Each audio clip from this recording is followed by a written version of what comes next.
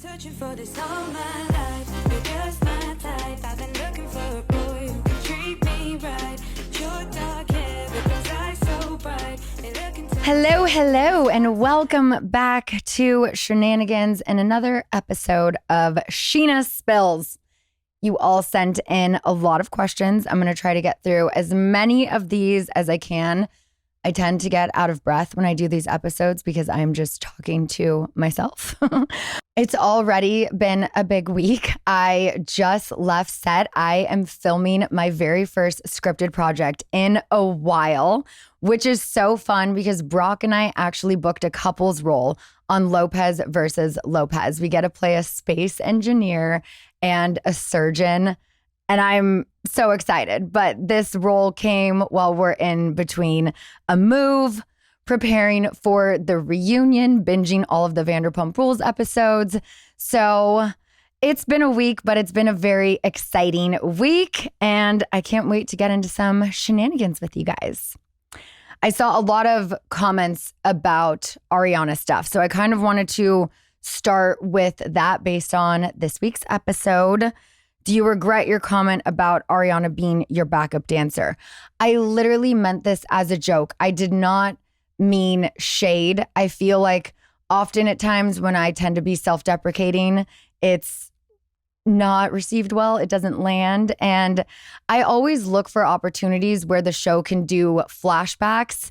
And I think that's one thing that I've been really good about in my now 11 seasons on the show is just bringing up moments where you can look back, because it's always fun to see a flashback. So there was no shade meant by that. Ariana is an incredible dancer, as we all saw on Dancing with the Stars. That's why I asked her to be a part of my Roxy show to begin with, because I knew she would elevate that performance. And there is no way in hell I would have wanted to compete against her on Dancing with the Stars. So I just want to put that out there. That was not meant to be shade, and I'm sorry that it came out that way, because I also saw another question, why are you trashing Ariana? And it's like, I'm not. Our friendship is very real. It existed before reality TV cameras came in the mix. You know, I'm the person who begged her to do this show with me because I didn't have any friends outside of Tom Sandoval in this group. And I feel like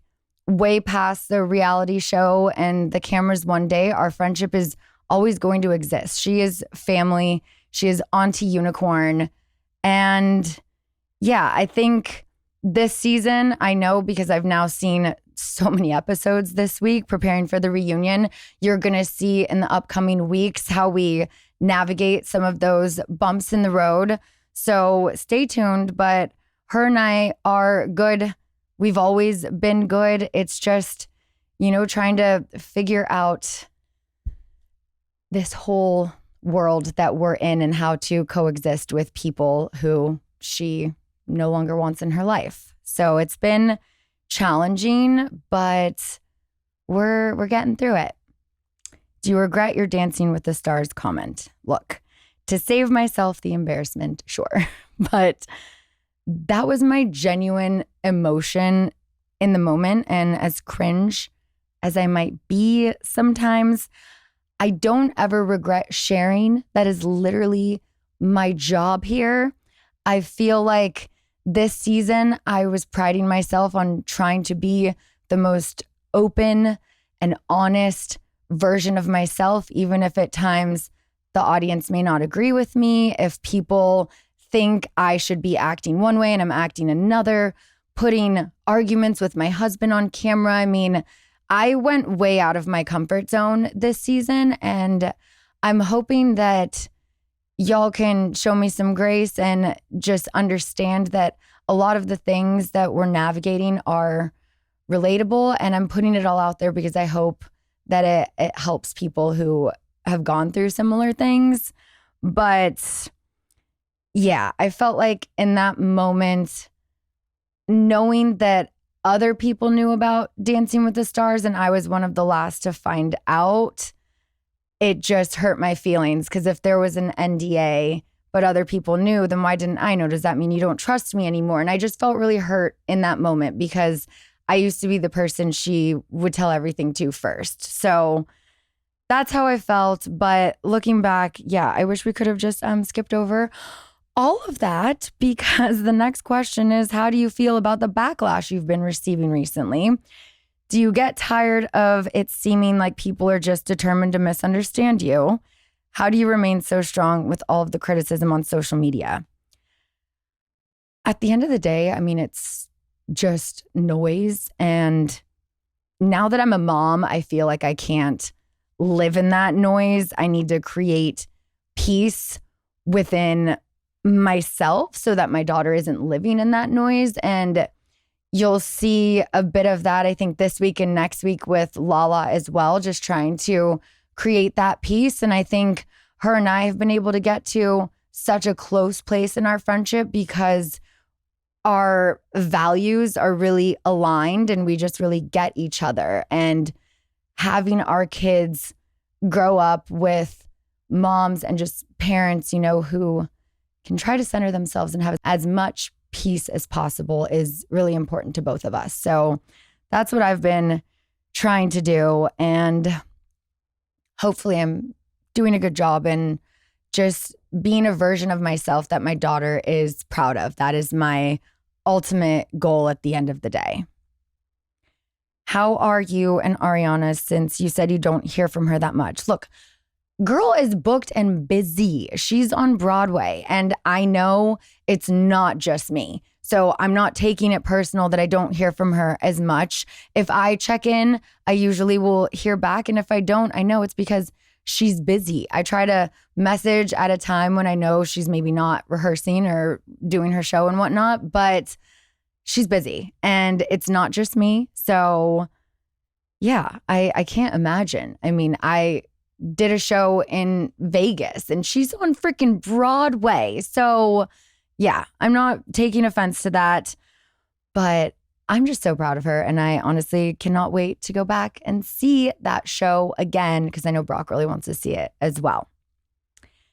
In season 3, Ariana denied that her mom was texting you about Tom. What's the truth there? And since the affair was revealed, have you and Ariana revisited that whole exchange? If so, does she believe you now? I think it was kind of briefly revisited last season because you found out that she always did know the truth about Miami Girl. So there was no need to really go back and revisit that and have that conversation. I did have conversations with her mom about Sandoval at the time, and all of those were completely in Ariana's defense. I didn't like the way Tom was behaving. I felt like the show had gotten to his head and he was acting really cocky. And that was kind of the conversation I was having with her mom. It was just looking out for our girl and making sure she was happy and not getting buried under Tom. This week, Ariana says that you're 100% softening the blow for when you rekindle your friendship with Tom Sandoval. Is that valid? I can see where she's coming from, but that was not my intent. My motivations here weren't rooted in any plans or desires to be friends with Sandoval again. We also do have a job to do in asking questions that the audience is probably going to want to know answers to. And that was kind of what I was doing in that moment, was like, okay, but like, let's just play devil's advocate, or let's just put out a hypothetical. How would you feel? Because obviously I had had some conversations with him, and I think everyone was kind of wanting to know, like, where do we go from here? And would Ariana ever change her mind, even if it was years down the road? So that's where I was going with that comment. I know there was also another comment she made in her confessional about Sandoval wearing me down, then Lala, then James, and eventually the whole group's fine with him and ices her out. And when I heard her say that, that made me really sad, because if that was Tom's like long con to just gaslight her, ice her out of the friend group or whatever, I mean, those feelings are completely valid. It hits a much deeper chord. And that's the great thing I think about reality TV is you get to hear the inner monologues of your friends. You get to reflect on things that you've said and done that you might want to start moving a little differently. And it is just a big mirror, and you get to reflect on the good, the bad, the ugly. But after every season, I hope I grow and I'm a better version of myself. Because look, y'all, I know that I have cringe moments on this show. Sometimes you need a little cringe in reality TV, right? So I'm just here to provide the cringe relief for everyone. I'm going to take a quick little break and I'll be right back. Get a taste of M, a hot new collection of craveable intimates from Maidenform, a brand with a whole lot of history. They've been around since the very first bras, and now they're bringing you a new kind of classic, the chicest basics you've ever seen. So M is a collection from Maidenform. You may have seen it on my Instagram, and I will be posting more because I am obsessed. This is a brand with 100 years of innovation and category leadership. They literally wrote the book on bras, and M is just the next juicy chapter. You have to feel it to believe it. These fabrics are so soft and so comfortable. I have slept in my bra crop top sort of thing. They have these really yummy, buttery, soft fabrics that feel way more expensive than they are. It's great style that won't break the bank, which is very good for me. They are on-trend designs made from stretchy, comfy fabrics. They have so many incredible colors. And M can be worn as innerwear or outerwear, which is what I love. You can style it to your taste, create looks that serve for all or none to see. I love when you can wear something under, but then also if you get hot, take it off and it's like, ooh, it's a bra, it's a crop top. It's both. Visit maidenform.com and use code Scheana20 at checkout for 20% off your first purchase. That's MAIDENFORM.com and use code Scheana20 for 20% off your first order. For all of my ladies out there, you know that vicious week before you get your period when you may feel like crawling out of your own skin. You have pimples that pop up, usually on your chin because that's where the hormonal ones come. The cravings, I mean, I know so many of my girlfriends have told me how bad this time of the month is for them. So now I'm going to tell you it is easier to manage PMS with Estro Control. Estro Control is a formula developed by Happy Mammoth. It's a supplement company dedicated to making women's lives easier. Estro Control contains science-backed herbal extracts that help support hormonal health, especially in women who suffer from PMS. So let me tell you, the way Estro Control eases PMS is quite interesting. The ingredients help support the liver, and that's where our hormones get processed, especially estrogen. So when the estrogen isn't processed well in the liver, women may start having PMS, spots on the skin, they get cravings, and feel low all of a sudden. Estro Control was created to help women feel like themselves all throughout the month because PMS can rob them of a week of their lives every month, and that is so not fair. For a limited time, you can get 15% off your first order at happymammoth.com. Just use code GOODASGOLD at checkout. All right, on to Sandoval. Do you recognize that Sandoval is extremely toxic? Did you see his Vile Files interview? I did not see it. I saw clips on TikTok and Instagram Reels, and that was more than enough to see of both of those guys. Why be friends with the guy who is ready to support Raquel in her legal claims against you? Okay. I just want to point out that making peace with someone is different than wanting to be their friend again. I wanted to make peace so I wasn't triggered by his presence anymore. And I needed to do what was best for my mental health so I could start sleeping well again at night and being present for my kid during the day. It's like I'm on a show with this person. I needed to get to a place where I could film with him, be at the same venue as him, and not have such a strong knee-jerk reaction where when someone walks in the room, like I've experienced this for years, usually with the women on this show, when Stassi or Katie or Kristen and I were fighting back in the day, and they would come in the room and I just kind of would clam up and get that tight chest feeling, and just like my palms are sweaty and I'm just like, ugh, I was so uncomfortable, and it's not a good feeling. It is not healthy for me to feel that way. So if I'm trying to make peace with someone, so when they walk in a room, it's just like, hey, what's up? You know, like he said, when we were at the airport, I was just like, oh, hey, we're over here. That was it. It was just like, I need to do that for me, because having that hatred and anger inside was tearing me apart. It was not good. It was affecting the way I was parenting, and it just wasn't good for me. So making peace and being friends is two very different things. That meditation scene was really uncomfortable to watch. Why did you sit there next to Sandoval? Was it assigned seating? Did you know you'd be breaking off into partner work? So when we first came to the mats, I originally sat where Brock sat, in between Allie and Lala. I didn't know it was like a partner thing or whatever. And the instructor asked me to please sit on the end. And I was like, okay, is this like camera blocking? Like what? And so when she told me she needed me to move, that's when I sat over there. I now see why they wanted me to move, because they wanted us to do the whole turn the back partner exchange, which was extremely uncomfortable. I was not in a good place that day. I felt very under the weather. I did not want to do that whatsoever.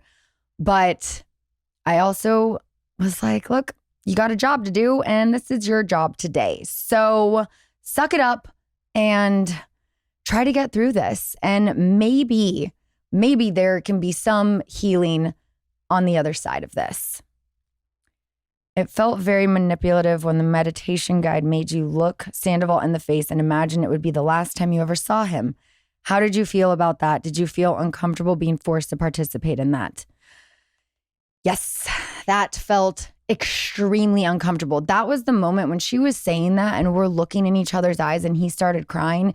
That was the moment where I was like, oh, fuck, he really does miss me as his friend. And I immediately started feeling guilt, because I'm like, Ariana deserves genuine tears from you. Ariana deserves these feelings. Why is it being directed at me? And so there was a mix of emotions going through, but also remembering who he used to be to me, but no longer was. And it was just a clusterfuck of emotions, to put it candidly. When you said that you still fucking hate him and went back inside the house, why did you even come back out? Do you regret that? I was just trying to get through my job that day. I don't regret going back out. I was proud of myself for pushing through something extremely hard. But yeah, that was not easy and it was not fun. Looking at your podcast past, I can't see when it was canceled. We see that it wasn't. Okay, so when I said it was canceled, podcast one, who I was originally with for Scheananigans, dropped like 50% of their shows in March of 2020. And my show was one of the many that got dropped. I wanted to continue Scheananigans, so I started doing it on my own, which also then cost me money out of pocket because I had to pay someone hourly to edit the podcast.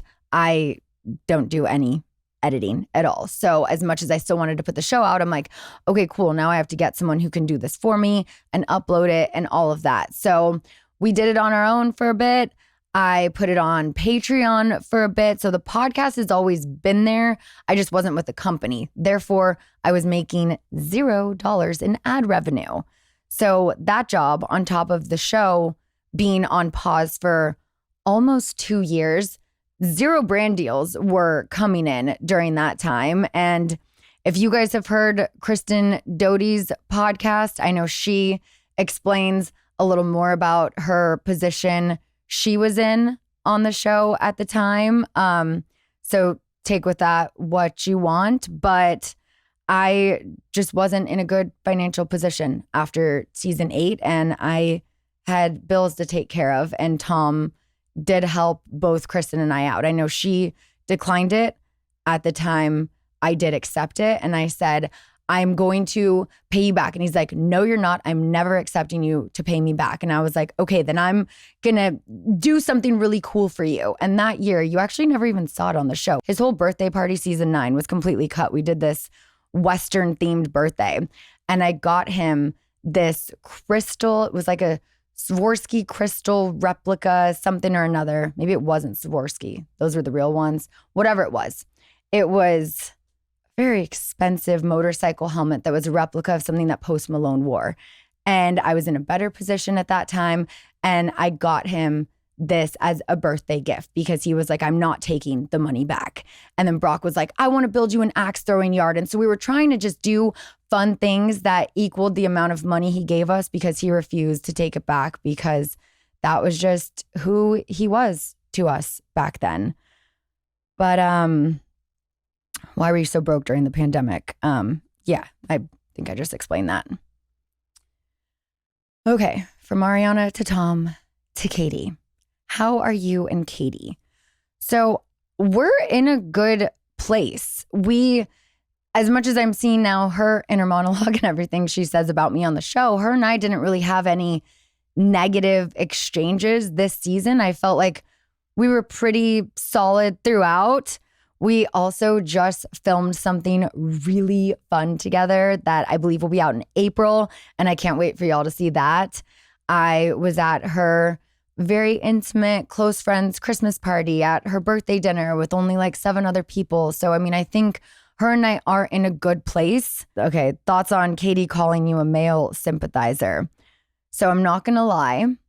At first, I was a bit annoyed when I heard what she said on the after show, especially as I heard about it while we were both on set filming this project together. But I felt like she was just doing the Katie thing and trying to get a jab in there. However, after taking some time to sit with that and kind of better understand where she's coming from and forming that opinion, I can see why she would feel that way. At the core of my friendship with Katie, there's a lot of love. So when you peel back all of the layers, as much as we've gone at each other, we do genuinely love each other. She has a sharp tongue. I, can be a people pleaser at times, which gets me in trouble.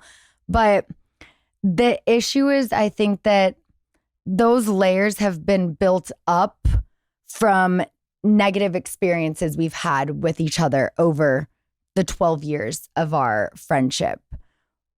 It's like, I feel like if Katie and I went to couples therapy, we would be in a really good place. I think if we had someone come in and just kind of, mediate of how to explain things to each other. And we did have some of those moments this season where we had really good conversations. I think that could help.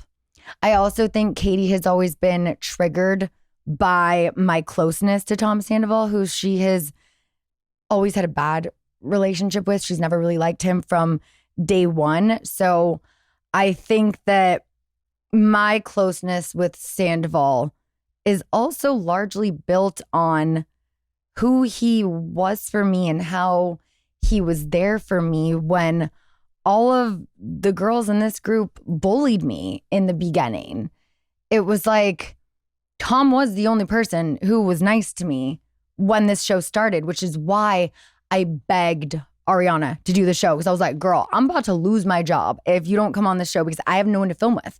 I only have Tom, and Tom is with Kristen, and Kristen doesn't like me. And it was not an easy position to be in. I felt like I have fought so hard for my place in this group for so long. And my friendship with Sandoval to Katie, I think for her was almost a validation of his abusive behavior towards her. And it also maybe reminds her of her marital struggles with Schwartz, where, it was kind of a common theme where Schwartz didn't really have her back. And he tended to stick up for everyone else other than his wife, which was not okay. And I can imagine after years what that would do to someone and how that would make them feel. And especially when it came to Sandoval, it was like Schwartz was usually against Katie to be Team Tom. So I can't imagine how hard that was for her. But after, 5 months of us reconnecting and rebuilding our friendship without Sandoval in the picture, I can now understand why that moment of me struggling in grief over losing this friendship could be triggering to her. And I think, again, like I said, that's just where my people-pleasing tendencies get me in trouble. And it's like, I don't want to make anyone feel bad, but in the process, I make things worse and I make everyone feel bad.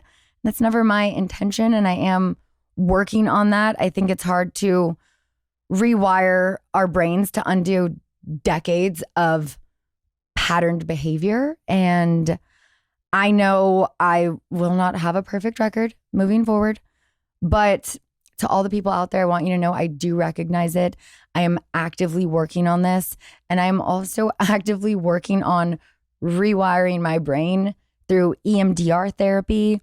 I saw there was another question that came in about what have I done with my postpartum OCD to help me just cope with that. And EMDR therapy, I'm telling y'all, it legitimately works. Your brain gets rewired, reprocessed. And it's like something that affected me so much going into my session. I could be at a level 9, a level 10. I come out of it, I'm anywhere between a 0 to a 2. After every session I've had, I've gotten pretty close to feeling a 1. And then the effects even last longer than that, to where a few days, a week later, I'm like, actually, I feel like I'm at a 0. I feel like that's not bothering me at all anymore. So I highly recommend any type of therapy like that. Reiki, I think, is also great, but I am an EMDR stan. And for those of you who don't know what it is, look it up, but it is eye movement desensitization reprocessing, I believe it stands for. And it's life-changing. Absolutely incredible. Okay, I'm going to take one more quick break, and then we're going to get into some more questions. Be right back. And now it's the time when I talk to you about what I eat in a week. And I talk to you about this all the time because legitimately, y'all, this is what fills my fridge. And that is Factor, the always fresh, never frozen meals that are chef crafted. They are dietitian approved, and they are ready to go in just 2 minutes. They get delivered straight to your door, and there's so many options, literally over 35 different options to choose from every week. They have so many different plans if you want to do Calorie Smart, Protein Plus. They have keto, vegetarian, and vegan options for even myself and Brock, who are meat eaters. I love so many of the vegetarian and vegan pastas that I get. It's a way that you can just fuel up fast.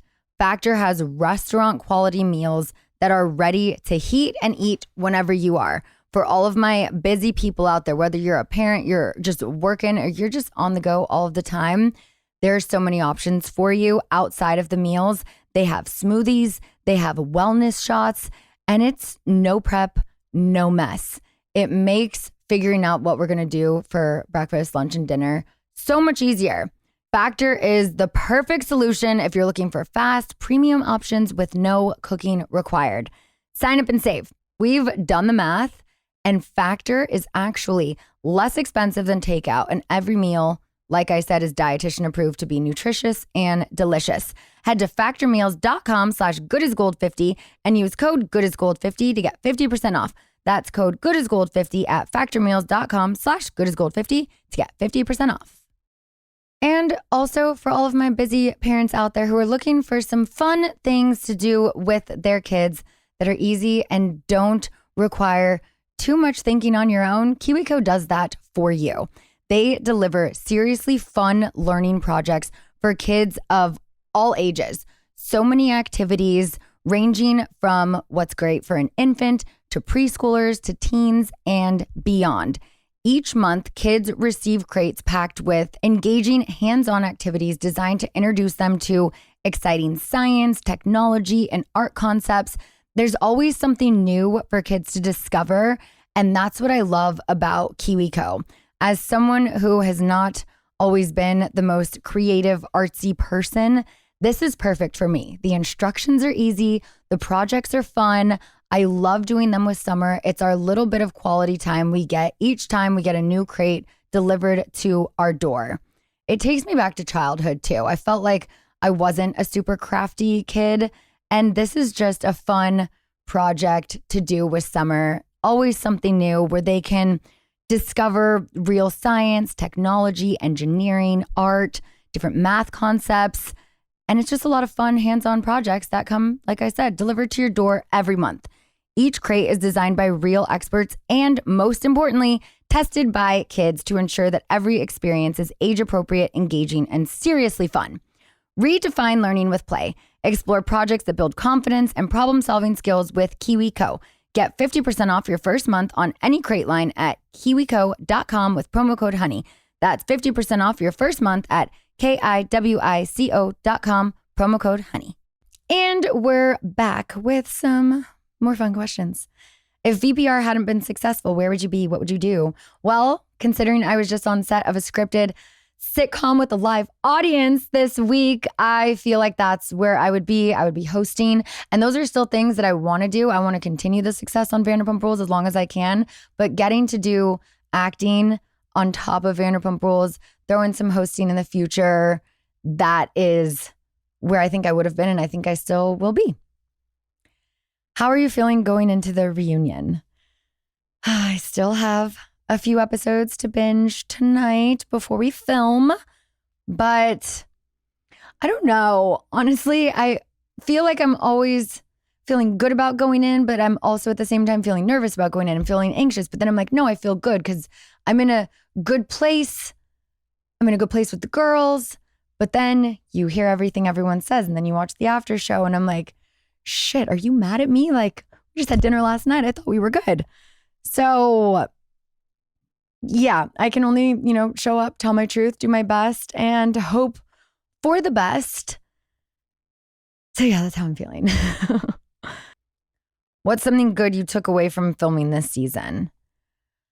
Honestly, I think putting it all out there and not being afraid of the backlash, whether that was me taking a stance, and as much as I know everyone says I make everything about me and I've always put myself first, I really genuinely do try to put everyone else's feelings before mine. And I think this season I was like, I do need to do what's best for me. If it's arguing with my husband and putting that out there and doing something that was basically exposure therapy, because I don't think I've ever really argued with a partner on Vanderpump Rules.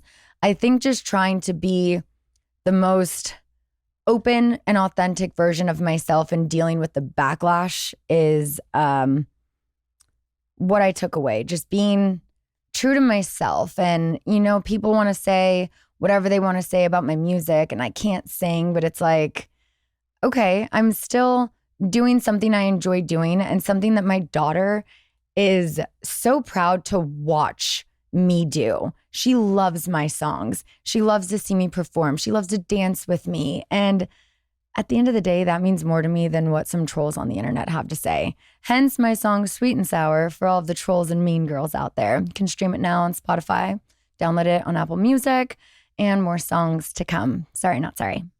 Okay, did you move?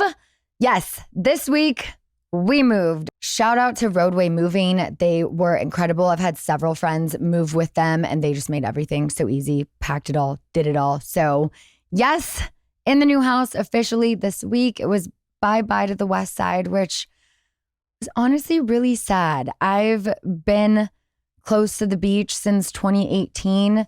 That felt like home, whether it was Marina or San Diego, but Marina for the past 2 years. And I will definitely miss being on the West Side, but having more space, having a backyard, and just everything for Summer to grow up in is really amazing. And the fact that we could walk to Lala's house in about 7.5 minutes is just the best. Like, her brother even came over the other day and was helping me move stuff. He's like, oh my God, it's literally like around the corner. We're around the corner. We're next door to each other.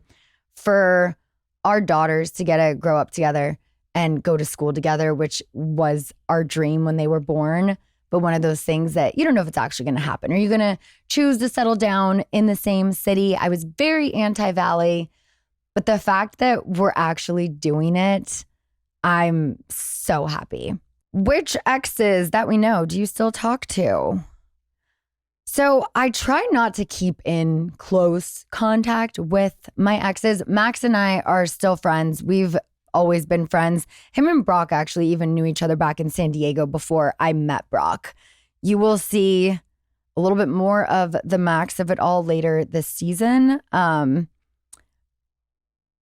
guess that's all I'll say. But outside of Max, Rob occasionally will reach out. I'll text Shay to check in a couple times a year, maybe. I guess those are my only exes really that y'all know. Adam, I never considered an ex. I don't see or talk to him, but I ran into him once and it was a pleasant exchange. Made a penguin joke and moved on. What was your first interaction with a fan like? Oh my gosh, I wish I remembered.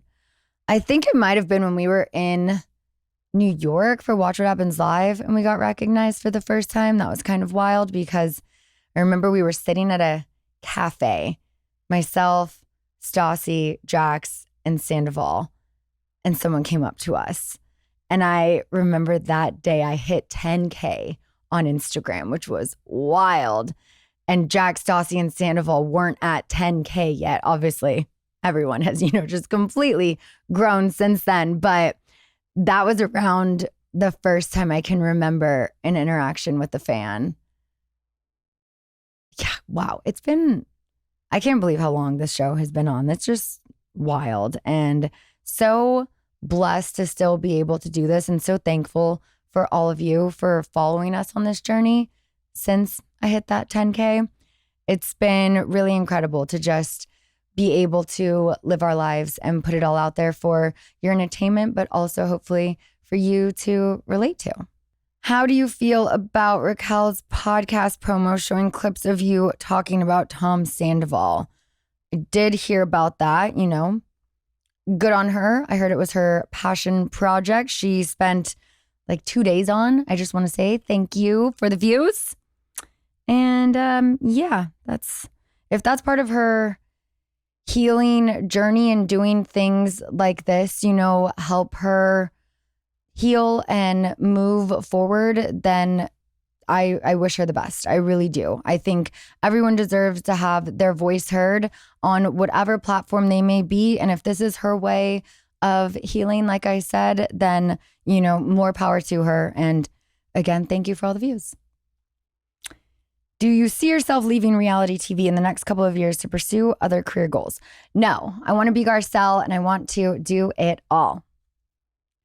Do you see a version of Vanderpump Rules existing without you on the cast?